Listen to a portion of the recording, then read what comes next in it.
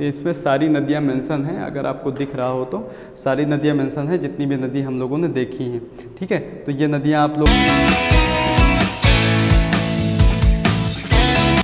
मैं अनुराग, आज हम लोग भूगोल की श्रृंखला को आगे बढ़ाते हुए दक्षिण भारत की नदियों को देखने वाले हैं। ठीक है, उत्तर भारत की नदियाँ हम लोगों ने कंप्लीट कर ली हैं, हिमालयन नदियाँ जो भी थी, और मैंने कहा था दक्षिण भारत की जब नदियाँ हम लोग कंप्लीट कर लेंगे तो सारी नदियाँ एक साथ मैप के माध्यम से पढ़ लेंगे। ठीक है, तो सारी नदियाँ कंप्लीट हो जाएंगी फिर आपकी। तो दक्षिण भारत की नदियाँ देखने के लिए सबसे पहले हम लोगों को मैप बनाना पड़ेगा। तो थोड़ा सा मैप आप अपनी अपनी कॉपी में बना दीजिए। देखिए मैप बना देते हैं थोड़ा सा जल्दी जल्दी। ठीक है, कोचिंग का टाइम भी हो रहा है क्योंकि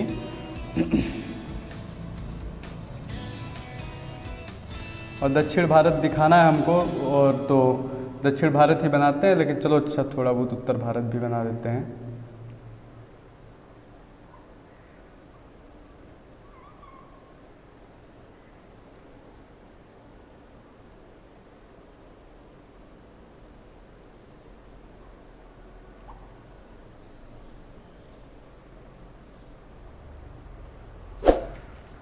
ठीक है, तो ये अब भारत का नक्शा आपका बन करके तैयार हो गया है। अब हम लोग थोड़ा सा नदियों के बारे में देख लेते हैं। अच्छा, नदियों के बारे में देखने से पहले दक्षिण भारत की नदियों को देखने से पहले हम लोग थोड़ा सा पहाड़ियों के बारे में देख लेते हैं कि दक्षिण में कौन कौन सी पहाड़ियाँ हैं। तो वो चीज़ याद रखना, उससे थोड़ा सा आपको आगे आसानी होगी। जब मैं मानसून वगैरह पढ़ाऊँगा तो उसमें थोड़ी सी आसानी मिलेगी हमको देखने के लिए। ठीक है, तो देखो पहाड़ियाँ देखने के लिए सबसे पहले तो आपका यहाँ पर राजस्थान में आपकी अरावली की पहाड़ी, ठीक है, अरावली, और यहाँ पर आपका दिल्ली के पास में यहाँ रायसीना हिल्स है। ठीक है, तो मैं इसका नाम मेंशन कर देता हूँ, ये रायसीना हिल्स है, रायसीना हिल्स है। ठीक है, रायसीना हिल है, और ये आपकी अरावली पर्वत श्रृंखला है, अरावली पर्वत श्रृंखला। और थोड़ा सा नीचे आएंगे तो ये गुजरात के पास में आपका एक गिरी है, बब्बर शेरों के लिए प्रसिद्ध है गिरी। ठीक है, ये गिरी पहाड़ी है यहाँ पर आपका। और अगर नीचे आएंगे हम लोग, अच्छा नीचे क्या, पहले ऊपर ही थोड़ा सा देख लेते हैं। यहाँ पर आपकी विंध्याचल पर्वत श्रृंखला है आपकी ऐसे समांतर। विंध्याचल पर्वत श्रृंखला का मतलब है ये भारत को दो भागों में बांटती है, उत्तर भारत और दक्षिण भारत। मतलब अगर पूछेगा कि भारत को दो भागों में कौन सी श्रृंखला जो बांटती है, तो विंध्याचल पर्वत श्रृंखला। ठीक है, और विंध्याचल पर्वत श्रृंखला के नीचे आपकी सतपुड़ा पर्वत श्रृंखला है आपकी। ठीक है, सतपुड़ा पर्वत श्रृंखला, और सतपुड़ा पर्वत श्रृंखला के नीचे देखेंगे तो महाराष्ट्र में आपकी अजंता की गुफाएं हैं, अजंता की गुफा। और अजंता की गुफा से क्वेश्चन ये आता है कि अजंता की गुफाएं जो हैं ये केवल महाराष्ट्र, ये ऐसी मतलब ये पहाड़ियाँ हैं, गुफाएँ हैं जो केवल महाराष्ट्र राज्य में ही फैली हुई हैं। ठीक है, और यहाँ पर तो बाकी मैंने काफ़ी आपको बताया हुआ, ये गारो, खासी, जयंतिया 3 देख लेना, ये मानसून से रिलेटेड है। ये जब मानसून पढ़ाऊँगा तब मैं आपको बता दूंगा। ठीक है, ये गारो, खासी, जयंतिया, और ये आपकी विंध्याचल पर्वत श्रृंखला है, विंध्याचल। ठीक है, विंध्याचल पर्वत श्रृंखला है, और ये आपका सतपुड़ा है, सतपुड़ा। ठीक है, और उसके बाद ये आपका अजंता की गुफाएं हैं, अजंता। और उसके बाद नीचे अगर देखेंगे हम लोग तो नीचे आपका ये, अगर हम दिशा की बात करें तो ये आपकी उत्तर हो जाती है, और ये आपकी दक्षिण, ये पूरब, और ये पश्चिम हो जाती है। ठीक है, 4 दिशाएं होती हैं।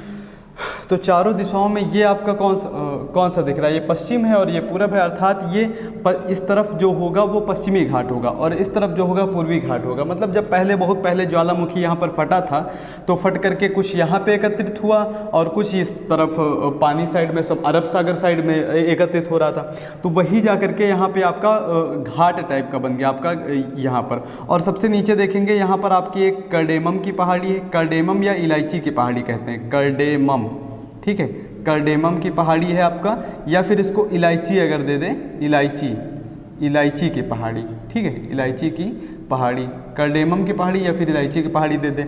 और उसी के ऊपर है आपका अन्नामलाई। ठीक है, क्या है यहाँ पर, अन्नामलाई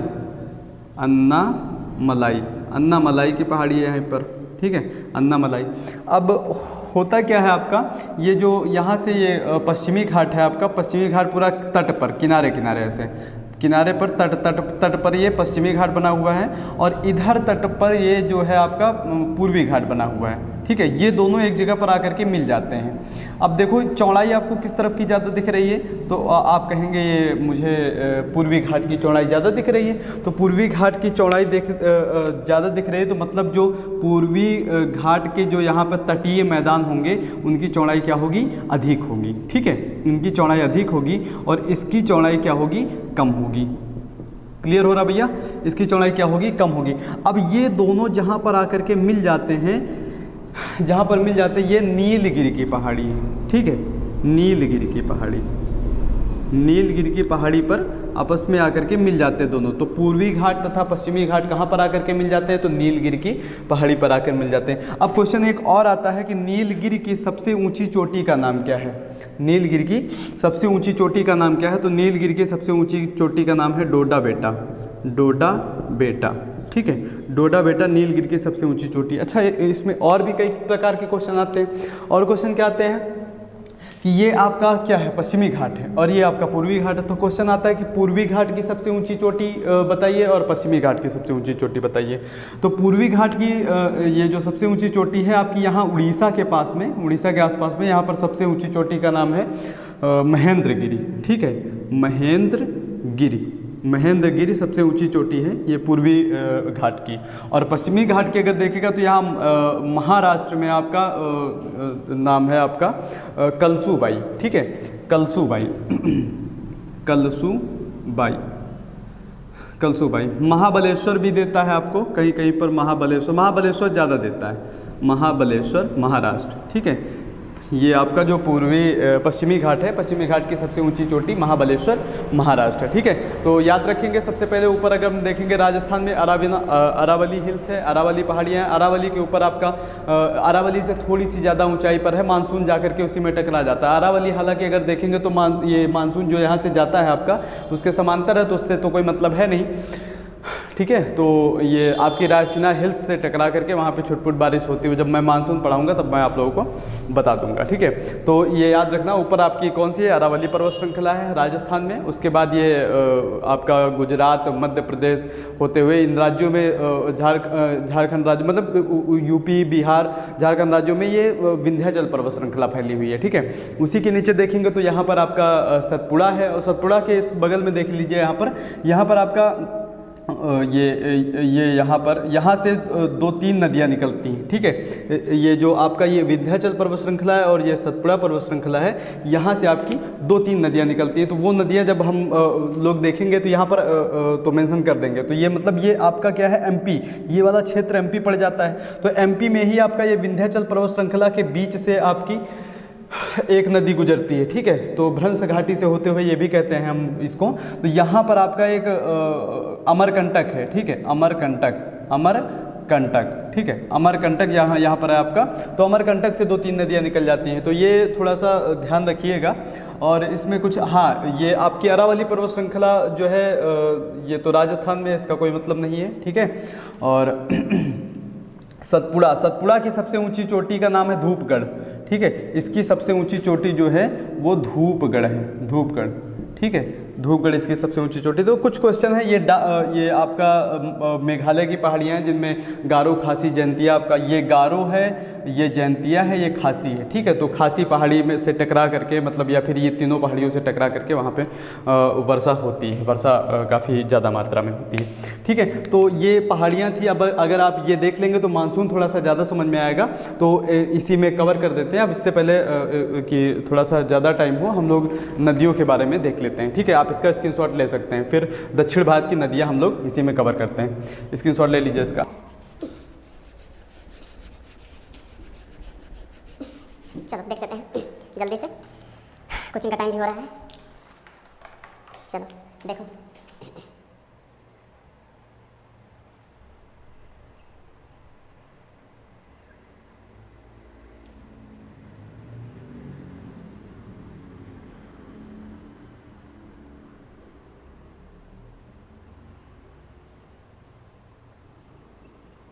ठीक है।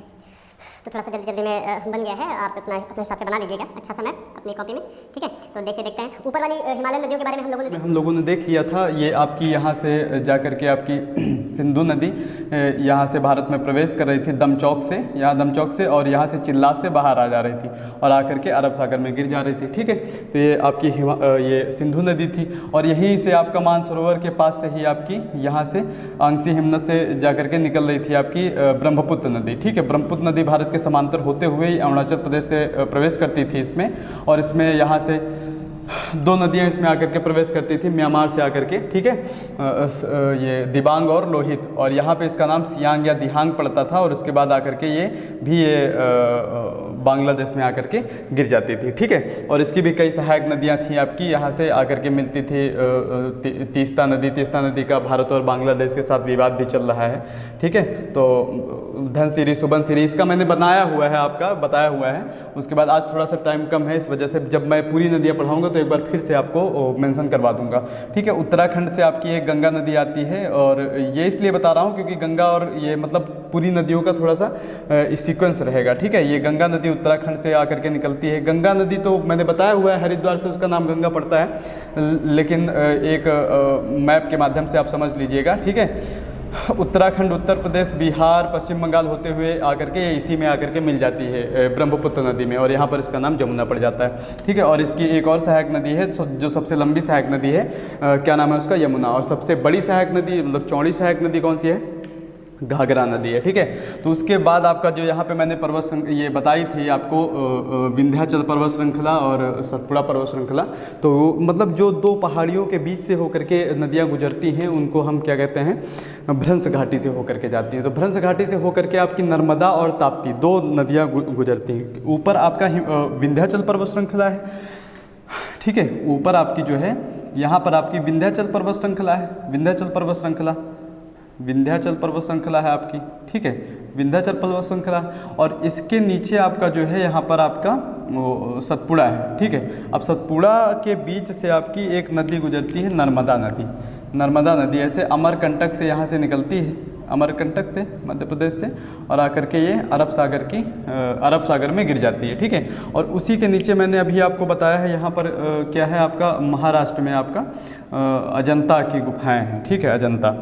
तो यहाँ से क्या होता है, यहाँ से भी एक आपकी नदी गुजरती है, निकलती है आकर के यहाँ पे, ये भी अरब सागर में गिर जाती है। ये दोनों नदियाँ जो हैं भ्रंश घाटी से होकर के जाती है। भ्रंश घाटी का मतलब है दो पहाड़ियों से होकर के गुजरती हैं। तो ये आपकी नर्मदा नदी हो गई, नर्मदा नदी, ठीक है, ये नर्मदा नदी, और ये आपकी ताप्ती नदी, नर्मदा और ताप्ती नदी, ठीक है। अब देखिए यहाँ से क्या होता है, यहाँ से एक नदी इस तरफ नीचे चली जाती है, इसका नाम महानदी होता है। ये आपकी बंगाल की खाड़ी में गिर जाती है, महानदी, ठीक है, महानदी बंगाल की खाड़ी में गिर जाती है। और यहीं से एक नदी जा कर के पटना के पास में, मैंने गंगा नदी जब आपको पढ़ाया था, सोन नदी, ठीक है, सोन नदी यहीं से जा कर के इसमें मिल जाती है। सोन की एक सहायक नदी है रिहंद नदी, वो मैं बाद में आपको बता दूंगा। छोटी नदियाँ ज़्यादा इंपॉर्टेंट नहीं है, बड़ी बड़ी नदियाँ जो होती हैं वो कुछ ज़्यादा ही इंपॉर्टेंट होती हैं, ठीक है। तो उसके बाद हम देखेंगे ये नर्मदा और ताप्ती हो गए। उसके बाद महाराष्ट्र के पास में नासिक से आपकी एक नदी गुजरती है, गोदावरी नदी, ठीक है।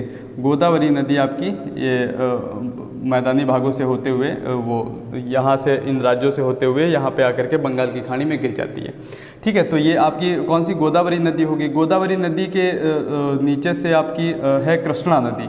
तो कृष्णा नदी आकर के वो भी इसी साइड में जा कर के चली जाती है, ये भी जा कर के बंगाल की खाड़ी में ही गिर जाती है, ठीक है। अब ये आपका यहाँ से नीचे ये आपको पता होगा, ये आपका केरल होता है और यहाँ से आपका ये तमिलनाडु है। तो यहाँ कर्नाटक के पास से आपका यहाँ से आपकी एक कावेरी नदी निकलती है, और वो भी जा कर के कहाँ पे बंगाल की खाड़ी में ही गिर जाती है, ठीक है। तो इन नदियों का नाम हम लोग थोड़ा सा मेंशन कर लेते हैं। तो इसका नाम जैसे ये नदी है आपकी, ये गोदावरी नदी है, गोदावरी नदी, ठीक है। और इन पर जो जो परियोजनाएं हैं, फिर इसके बाद हम लोग परियोजनाएं भी देख लेंगे। गोदावरी नदी है, और ये आपकी कौन सी है, कृष्णा नदी परियोजना है, ओ सॉरी परियोजना नहीं, अभी नदी हम लोग पढ़ रहे हैं, ठीक है। कृष्णा नदी और ये गोदावरी नदी है आपकी। और उसके बाद ये आपकी कावेरी नदी है, कावेरी नदी, ठीक है, ठीक है। कावेरी नदी है आपकी छोटी सी, यहीं पर आपकी पेन्नार नदी है तो ज़्यादा इम्पोर्टेंट नहीं है आपकी। एक नीचे से आपकी वैगई नदी चली जाती है यहाँ से, वैगई नदी, ठीक है। और यहीं से आपकी एक क्या नाम है उसका, यहाँ से नीचे से थोड़ा सा आपकी एक नदी इधर की तरफ चली आती है, वो उसका पेरियार, हाँ पेरियार नदी है आपकी, ठीक है। पेरियार नदी आपकी। और एक शरावती नदी जो भी आकर के यहीं पे गिरती है, शरावती, ठीक है, शरावती नदी, वो भी आकर के यहाँ अरब सागर में गिर जाती है। एक आपकी नदी आप देखेंगे यहाँ से, गोवा है आपका, यहाँ पर गोवा पड़ता है, तो महाराष्ट्र से चलती है नदी, मांडवी नदी, जिसको गोवा की जीवन रेखा भी कहा जाता है, ठीक है। तो यहाँ से महाराष्ट्र से निकलती, महाराष्ट्र में 1 किलोमीटर, और उसके बाद महाराष्ट्र के नीचे कर्नाटक में 35 किलोमीटर, और उसके बाद गोवा में 45 किलोमीटर की दूरी तय करके वो इधर घूम करके यही ये अरब सागर में जा कर के गिर जाती है, ठीक है। तो ये मांडवी नदी है आपकी, मांडवी, ठीक है। मांडवी नदी को जैसे ऊपर हमने देखा था जम्मू कश्मीर की जीवन रेखा को, झेलम नदी को जम्मू कश्मीर की जीवन रेखा कहा जाता है, वैसे मांडवी नदी को ये गोवा की भी जीवन रेखा कहा जाता है, ठीक है। तो इधर आपका बंगाल की खाड़ी है, कैसे मेंशन कर लीजिएगा, बंगाल की खाड़ी, ठीक है। बंगाल की खाड़ी इस तरफ पड़ती है, और इस तरफ आपका अरब सागर है आपका, ठीक है। और नीचे आपका हिंद महासागर है, हिंद महासागर नीचे पड़ जाता है आपका, ठीक है। तो ये आपकी नदियों में थोड़ा सा देख लीजिएगा, क्योंकि नदियाँ जब देख लेंगे तो नदियों पे जितनी परियोजनाएं हैं वो थोड़ा सा ज़्यादा बेहतर तरीके से समझ में आएंगी। अब जैसे गोदावरी है, गोदावरी की भी कई सहायक नदियाँ हैं, जिनमें से आपकी कुछ ज़्यादा इम्पोर्टेंट हो जाती हैं जो पूछी जाती हैं। तो जैसे आपका एक सीधे सीधे देख लीजिएगा वर्धा नदी, ये आपकी वर्धा नदी, ठीक है, ये वर्धा नदी है। और यहाँ से आपकी एक इंद्रावती नदी इससे आकर के मिल जाती है, इंद्रावती नदी, ठीक है। और इंद्रावती नदी इसमें आकर के मिल जाती है, और इधर से आपकी दूध गंगा नदी आकर के इसमें मिल जाती है। और इसमें ये आपकी जो कृष्णा नदी है, इसमें आपकी नीचे से भीमा नदी आकर के मिलती है, और ऊपर से इसमें एक नदी आकर के मिलती है तुंगभद्रा नदी, इसकी सहायक नदियों में से एक है। और यहीं पर आपकी यहीं पर छोटी सी नदी है आपकी ब्राह्मणी नदी, वो भी आकर के यहीं पे गिर जाती है बंगाल की खाड़ी में, ठीक है। स्वर्णरेखा नदी है आपकी, यहीं पर स्वर्णरेखा नदी आकर के यहीं पर गिर जाती है मतलब। और ये आपकी यहीं से आकर के एक दामोदर नदी जो जाकर के हुगली नदी में मिल जाती है, गंगा की एक शाखा है, फरक्का बैराज से आपकी अलग हो जाती है, वहीं से जाकर के दामोदर नदी उसमें मिल जाती है। और जब परियोजनाएं पढ़ाएंगे तो बताएंगे आपको कि जो सबसे पुरानी परियोजना है नदी घाटी परियोजना, वो दामोदर नदी ही परियोजना है, टेनेसी नदी पर आधारित है, ठीक है। तो परियोजनाएं पढ़ा देंगे तो बता देंगे हम। तो फिलहाल अभी आप लोग मेन टॉपिक है हम लोगों का नदियों का देखने का, ठीक है। तो ये नदियाँ कुछ इतनी खास दक्षिण भारत की नदियाँ, दक्षिण भारत में तो खास अगर देखा जाए तो गोदावरी, कृष्णा और कावेरी, नर्मदा, ताप्ती, ये नदियाँ दक्षिण भारत की कुछ ज़्यादा इंपॉर्टेंट हैं, और ज़्यादा दक्षिण भारत की बड़ी नदियाँ कोई हैं ही नहीं आपकी। तो ये आपकी ये गोदावरी, कृष्णा, कावेरी, मतलब ये जो है जैसे ये डेल्टा, जैसे गोदावरी की बात करेंगे तो ये डेल्टा भी बनाती है और ज्वारनद भी बनाती है, डेल्टा और ज्वारनद दोनों बनाती है। एक्चुअली में इसके एक तरफ पहाड़ है और एक तरफ पहाड़ नहीं, मैंने अभी पीछे बता दिया है आपको। इस तरफ आपका पूर्वी घाट है और इस तरफ आपका पश्चिमी घाट है। तो ये गोदावरी नदी से क्वेश्चन याद रखना कि ये क्या बताया मैंने, ये आपकी ज्वारनद बनाती है और आपका डेल्टा भी बनाती है।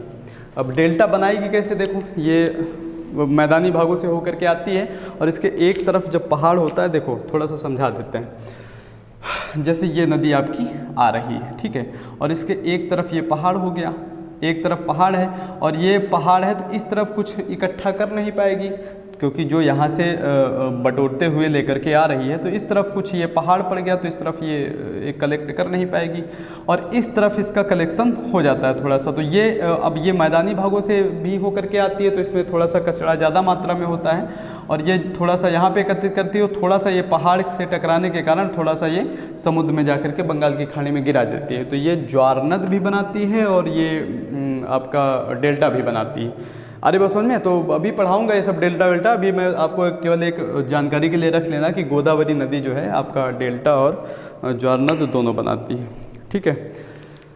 तो सबसे पहले हम लोगों ने आज क्या क्या पढ़ा है।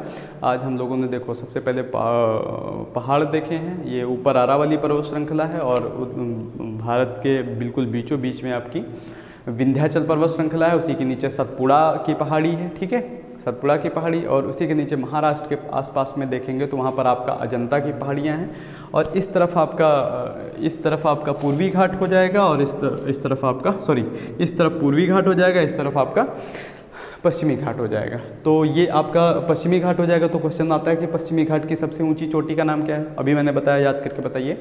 पश्चिमी घाट की सबसे ऊंची चोटी का नाम क्या है। यहाँ पर महाराष्ट्र के पास में कलसूबाई, अच्छा लिख दिया था शायद, उसमें लिख दिया था कलसूबाई, ठीक है, महाबलेश्वर महाराष्ट्र। और इस तरफ अगर देखेंगे तो ये पूर्वी घाट की सबसे ऊंची चोटी कौन सी है, महेंद्रगिरी। और मेघालय में किस पहाड़ियों से, किन पहाड़ियों से वर्षा होती है, गारो, खासी, जैंतिया, ठीक है। और दिल्ली के पास में किस से टकरा करके मानसून वर्षा कराता है, तो दिल्ली में अगर हम देखेंगे तो दिल्ली में आपका रायसीना हिल्स है, ठीक है। रायसीना हिल्स में आपका यहाँ पर रायसीना हिल्स में ही आपका राष्ट्रपति भवन बना हुआ है, याद रखना। यहाँ पर ये आपकी ये पहाड़ी है अरावली पर्वत श्रृंखला और यहाँ पर रायसीना हिल्स है, यहीं पर आपका राष्ट्रपति भवन रायसीना हिल्स में ही बना हुआ है, ठीक है।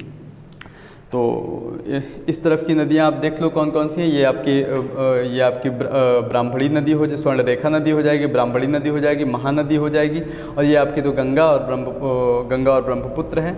उसके बाद ये गोदावरी नदी आ जाएगी आपकी और गोदावरी नदी के नीचे आपका कृष्णा नदी हो जाएगी। कृष्णा नदी, गोदावरी, कृष्णा, कावेरी, ये तीनों ज़्यादा ही इंपॉर्टेंट नदियाँ। इन्हीं से क्वेश्चन पूछा जाता है कि गोदावरी नदी कहाँ पर जा के गिर जाती है या फिर कृष्णा नदी कहाँ पर जा के गिर जाती है। ऐसे करके क्वेश्चन ज़्यादा पूछे जाते हैं कि कौन सी नदियाँ उल्टी दिशा में बहती हैं, नर्मदा ताप्ती, या फिर कौन सी नदियाँ भ्रंश घाटी से होकर के गुजरती हैं, ठीक है। तो ऐसे करके कई प्रकार से क्वेश्चन आ जाते हैं, तो उनको सब आप देख लीजिएगा। अब अगर हो सकेगा तो ये पूरी नदियाँ जो है, देखो मैंने उस दिन शायद आपको दिखाया भी था, ये आपका ये मैप है, देखो तो इसमें सारी नदियाँ मेंशन हैं। अगर आपको दिख रहा हो तो सारी नदियाँ मेंशन है, जितनी भी नदी हम लोगों ने देखी हैं, ठीक है। तो ये नदियाँ आप लोग देख लीजिएगा और उसके बाद हम लोग थोड़ा सा, अच्छा इसमें कुछ देखो छूट गया है आपका, छूट क्या गया है, ये मतलब कहाँ से निकलती है ये मैंने नहीं बताया। जैसे ये आपका पेरियार नदी आपकी अन्नामलाई से निकलती है यहाँ से, ठीक है। तो ये चलो अच्छा बता ही देते हैं। ये पूरी नदियाँ जब पढ़ाने वाले थे, हम कह रहे थे कि जब पूरी नदियाँ पढ़ाएंगे तब उसके बाद बता देंगे। जब सारी नदियाँ एक ही मैप पे सारी नदियाँ पढ़ाएंगे तो बता देंगे, ठीक है। तो इसलिए मैंने इनको छोड़ दिया है, कहो तो बता देते हैं। अभी मेन नदियाँ मेरे हिसाब से याद कर लो, थोड़ा सा टाइम ज़्यादा हो रहा है। तो ये आपका, चलो अच्छा, ये कहाँ, ये गोदावरी नदी आपकी नासिक से निकलती है, नासिक महाराष्ट्र से, नासिक से, ठीक है, गोदावरी नदी। और ये आपका ये महाबलेश्वर से, ठीक है, महाबलेश्वर महाराष्ट्र से होकर के निकलती है ये आपकी कृष्णा नदी, ठीक है। ये आपकी ब्रह्मगिरी के पास से कावेरी नदी है, ब्रह्मगिरी, ठीक है, ब्रह्मगिरी से। और ये आपका मैंने बताया है, ये यहाँ पर अमरकंटक है आपका, पीछे ही बता दिया था शायद, अमरकंटक, ठीक है। अमरकंटक से 3 नदियाँ गुजरती हैं, एक महानदी, एक सोन नदी, एक आपकी नर्मदा नदी आकर के गुजरती है, ठीक है। ये पेरियार नदी हो गई आपकी। और बाकी यहाँ पर मैंने आपको बताया हुआ है चंबल, बेतवा, केन, ये इसकी सहायक नदियाँ, वो मैंने पीछे पढ़ा दिया है, ठीक है। और रिवीजन करने के लिए अगर देखेंगे हम किसी दिन तो एक पूरा वीडियो, सेपरेट वीडियो बना दूंगा जिसमें सारी नदियाँ आपकी मेंशन हो जाएंगी, ठीक है। और कुछ तो नहीं छूट रहा है, अब मेरे हिसाब से कंप्लीट हो गया है आपका, ठीक है। चलो, तो इसी तरह का मैप आप भी एक बना लीजिएगा। मांडवी नदी सारी हो गई हैं आपकी। ठीक है। तो और ये आपका कभी कभी पूछ लेता है कर्क रेखा से कर्क रेखा को 2 बार काटने वाली नदी कौन सी है। तो ये अपने भारत में ये आपका यहाँ मध्य प्रदेश से जाकर के ऐसे गुजरती है और उसके बाद ऊपर से जाकर के फिर से ऐसे नीचे गिर जाती है। ठीक है, तो ये माही नदी है, इसका नाम माही। ठीक है, और यहीं पर आपकी साबरमती नदी भी है, ऐसे आकर के साबरमती नदी, और एक लूनी नदी है आपकी। छोटी छोटी नदियां हैं, ज़्यादा इनसे क्वेश्चन नहीं आते हैं। ठीक है, तो ये माही नदी से क्वेश्चन आ जाता है कि माही कौन सी नदी कर्क रेखा को, आपको पता है कि यहाँ से 8 राज्यों से होकर के आपकी कर्क रेखा गुजरती है 23.5 डिग्री उत्तरी अक्षांश से। तो ये आपकी ठीक है 23.5 डिग्री उत्तरी अक्षांश से कर्क रेखा गुजरती है। तो उसी को 2 बार ये काटती है, एक बार नीचे से ऊपर जाती है तब काटा, देखो यहाँ पर काटा, यहाँ पर काटा, फिर ऊपर से आई नीचे, फिर 2 बार काटा। तो कर्क रेखा को अगर क्वेश्चन आएगा कर्क रेखा को 2 बार, तो कर्क रेखा को 2 बार जो काटती कौन सी नदी, कर्क क्वेश्चन आता है कौन सी नदी कर्क रेखा को 2 बार काटती है, तो माही नदी। ठीक है, माही नदी जो है कर्क रेखा को 2 बार काटती है। ऐसे तीनों रेखाओं से क्वेश्चन आते हैं। जैसे माही से आ जाएगा, उसके बाद आ जाएगा मान लो भूमध्य रेखा को, भूमध्य रेखा को 2 बार, भूमध्य रेखा को 2 बार कौन सी नदी काटती है। ठीक है, तो इसको कांगो नदी कहते हैं, या फिर जायरे भी मिलता है, कांगो या जायरे। ठीक है, तो भूमध्य रेखा को 2 बार कौन सी नदी काटती है, कांगो या जायरे नदी। ठीक है, और उसके बाद आपका आता है नीचे मकर रेखा। मकर रेखा में क्वेश्चन आएगा कि मकर रेखा को कौन सी नदी 2 बार काटती है, तो मकर रेखा को लिम्पोपो नदी, लिम्पोपो नदी। माही वाला क्वेश्चन कई बार पूछा, सॉरी एक कांगो वाला, माही वाला, लिम्पोपो तो भी नहीं देखने को मिलता है, लेकिन मान लो जो भी नदियों से क्वेश्चन होंगे सारे हमको करने पड़ेंगे। ठीक,